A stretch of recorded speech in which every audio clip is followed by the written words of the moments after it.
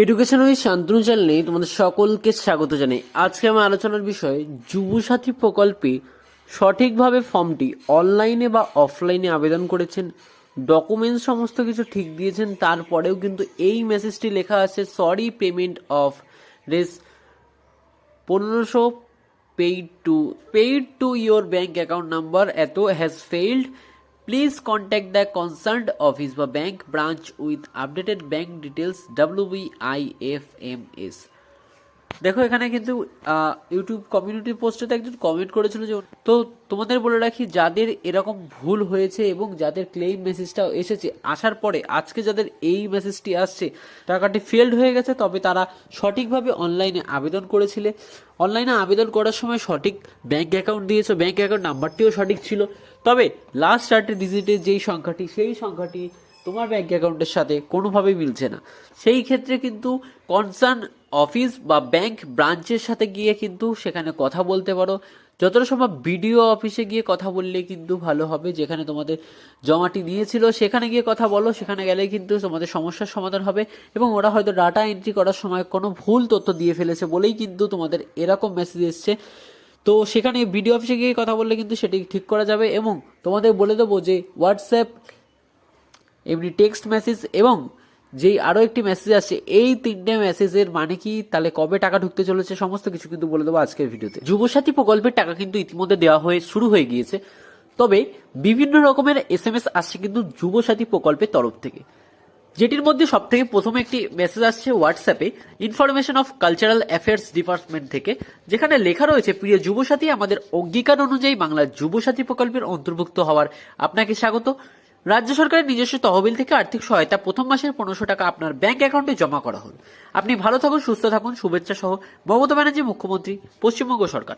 এবার অনেকে জিজ্ঞাসা করছে এই মেসেজটা কি ফেক বা অন্য কোথা থেকে মেসেজটা ফরওয়ার্ড করা হয়েছে।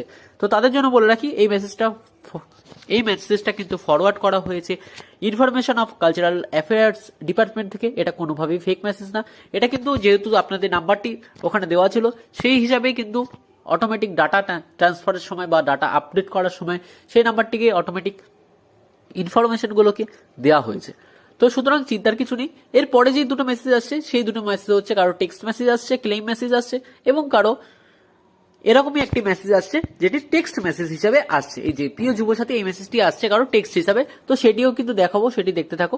তো প্রথম যেই ক্লেম মেসেজটি আসছে, ইয়োর ক্লেম অফ রেজ 50,000 Yuvasathi is released from Malda Treasury and is scheduled to be credited to bank account।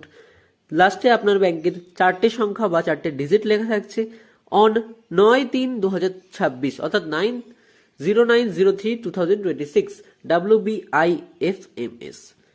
যাদের কাছে এই মেসেজটা আসছে তারা কিন্তু অনেকেই বলছে যে তাদের এখনো পর্যন্ত ব্যাংক অ্যাকাউন্টে টাকাটা ক্রেডিট হয়নি।